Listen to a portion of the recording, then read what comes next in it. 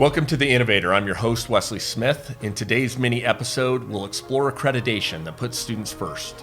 We'll have you out of here in 10 minutes. I want to welcome our guest today, Stig Leschly. He's the president of the Postsecondary Commission. Stig, welcome and thanks for joining. Thank you, Wes.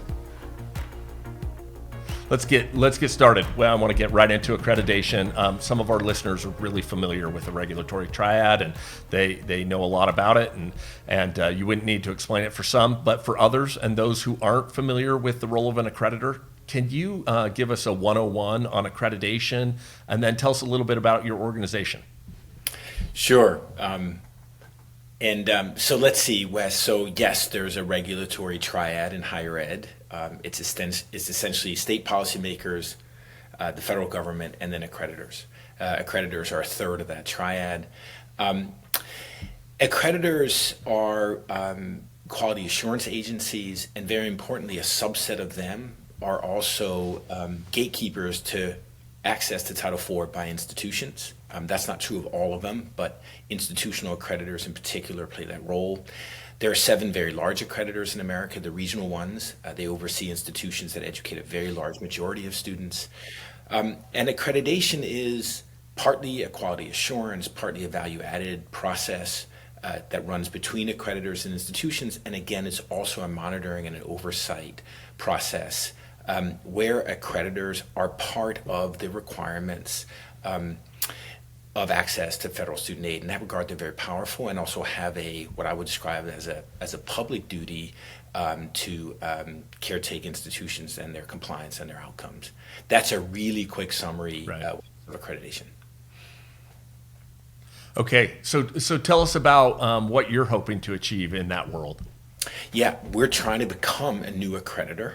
To become an accreditor requires us to petition the U.S. Department of Education. It's a long and demanding process, as it should be. It'll take 4 or 5 years if it's successful, and we're in the opening phases of that, Wes. So we've incorporated, we have a board of commissioners, we've drafted our initial accreditation model, which we can talk about, and we're beginning to pilot that model with existing already accredited institutions. That will lead in a few years to us filing a petition with the U.S. Department of Ed, which it will review. There's also a regulatory body called NACICI, or an advisory panel rather, called a committee called NACICI that will review this. But we're essentially in a process, Wes, to become an institutional accreditor.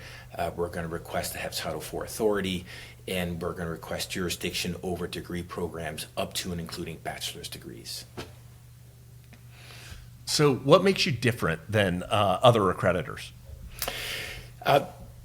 We're novel in many respects, Wes. We're typical. There's a material regulation that prescribes how accreditors need to be structured, how they need to operate. That is as it should be. Within that regulatory framework, though, to answer your question, we will be innovative, I think, in several ways. The main one is we'll focus enormous attention and resources and expertise on measuring and holding institutions accountable for the value-added earnings that institutions generate for their students. And we can get into this, but the short version of a very geeky part of what we will do is that we will find very reliable ways to measure the wage gains that students experience from going to an institution. And then to compare those wage gains, the actual improvement in their earnings trajectory, compare those wage gains to the cost that they pay to make sure that students are able to pay back the cost of their education in a reasonable time frame from the added earnings that they experience from going to that institution. So that's a mouthful, Wes, but we're essentially going to be, one of the innovative things we'll do is to spend a lot of time with institutions observing those value-added earnings gains and measuring them. We'll also be, I think, novel in certain ways in demanding that institutions are transparent with the outside world in their outcomes and in their practices, particularly with households and with students.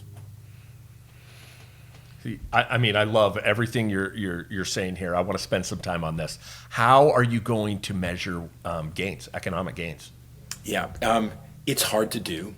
First of all, let me back up and just describe the threshold decision we've made to focus on economic returns in general in institutions, and in particular, this particular version of it, value-added earnings. And so our view is that since a very large majority of students describe as their primary motivation for going on to post-secondary education a better job and a better way, then there are a growing number of institutions who care a lot about that, and there ought to be accreditors focused specifically on it.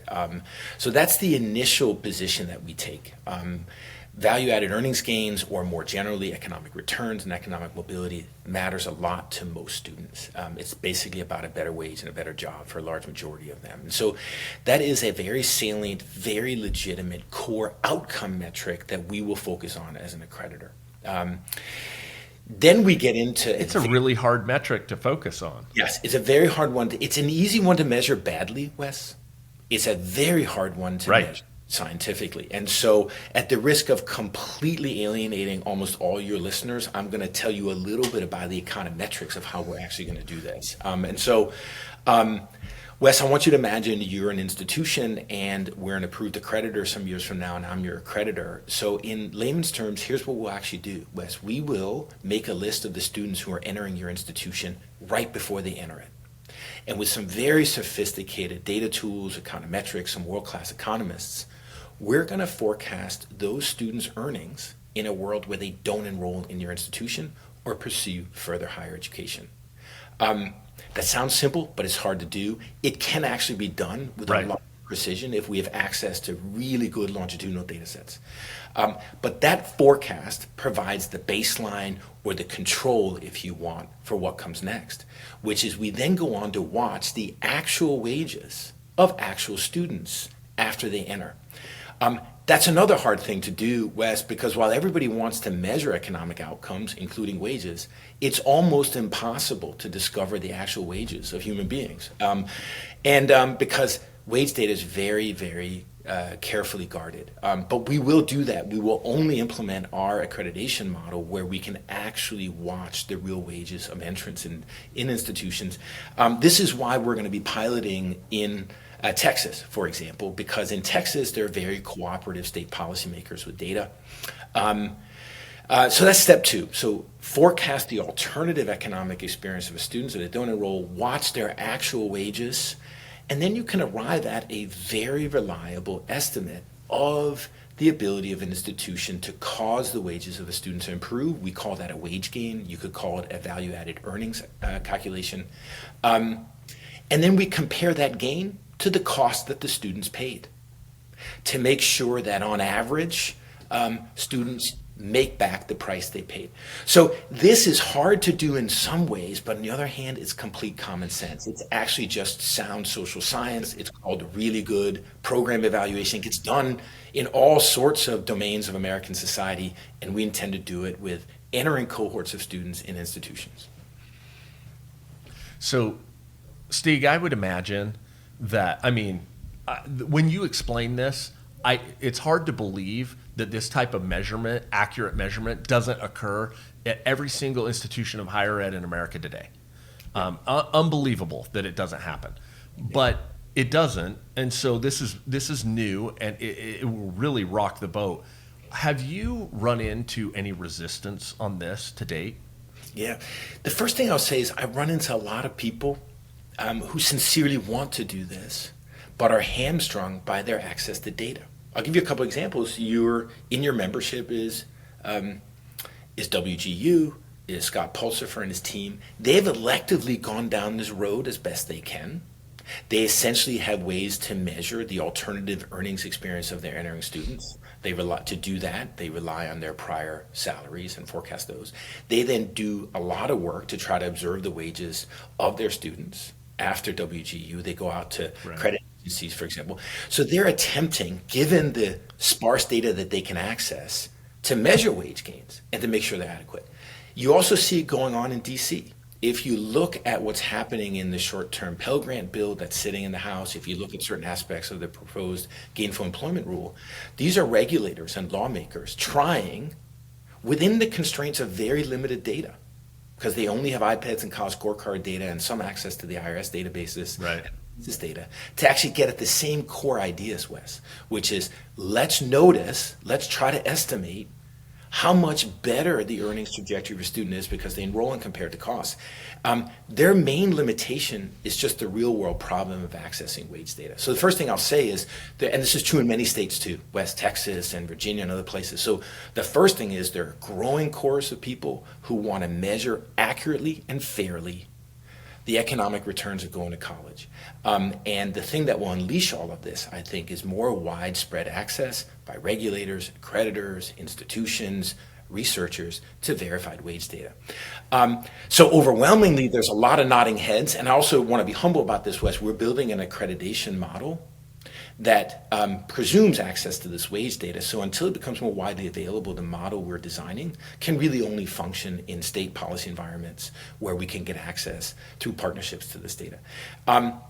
I think the people who resist are actually few in number, and I will also concede, Wes, there is a role for some students and for some programs and for institutions in American higher ed where maybe the goal of better wages and economic mobility isn't the salient one.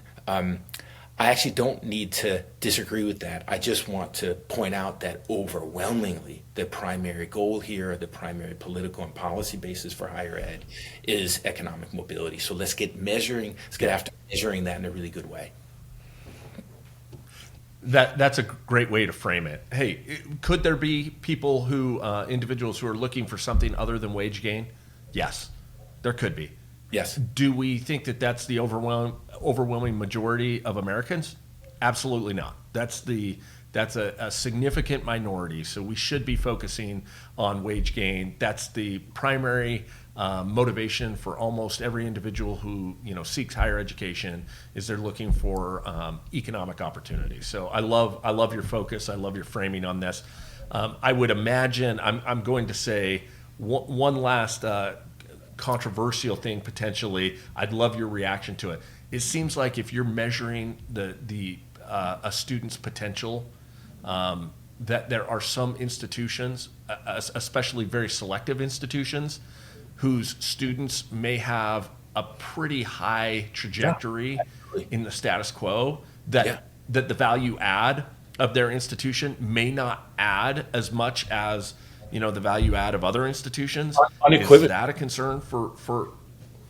I wouldn't describe it as a concern. It's part of the empirical beauty of measuring with appropriate adjustments for student inputs. It's part of the moral clarity of that. So let me be very precise, Wesley. So it's exhausting when an institution that runs a really selective admissions office then further claims that they've had a lot to do with the earnings gains of their students. That's very, very tiring. Right. It's entirely possible, for example, that the Ivy League schools, for most of their students, not the low-income students that they admit beautifully, for many of the others, it's unclear to me how much they have to do as educational institutions with their future success. It's just an open empirical question to me because they admit so selectively, they graduate students into wealthy and powerful networks. That leaves unclear to me what their specific contribution is. And it's very, very tiring, unnerving, exhausting to have them congratulate all the time. The flip side of this, Wesley, is there are institutions in American society hiding in plain sight who do the courageous work of admitting liberally. They're often institutions that are modestly selective or totally open admission. They take on kids who need a lot, who weren't properly schooled, who in K-12, who might have come from low-income households and so on, and they do remarkable things with them. I have these institutions in my mind. Those institutions are dying to be measured on a value-added basis because they'll shine. And I can give you examples of that. So one of the things that motivates us to create this accreditor is that it can become a wonderful tool for shining a positive light on open admissions and modestly admission institutions that do the hard work, that create enormous value-added gains. That can only become clear if you measure accurately, if you measure fairly. And so that's part of the motivation here. And that will allow for resource allocation and for basically praise to flow in the right direction in U.S. higher ed, and it doesn't right now. Stig, I love what you're doing. This deserves a lot more time. We will come back to this. We'll circle around. I'm sure the President's Forum can partner with you on seeking policy that allows this to happen and educating some of our our networks on how this is working. Love to see students being put first. So thank you for joining us today. It's great to be here, Wes. Thanks for having me.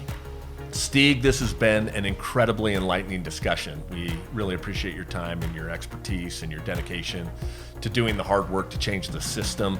Count on the President's Forum as a partner in this work, and thanks to our listeners for joining today. Stay tuned for our next episode on The Innovator. We'll have hopefully something close to as compelling as this discussion that we've had with Stig. Thank you.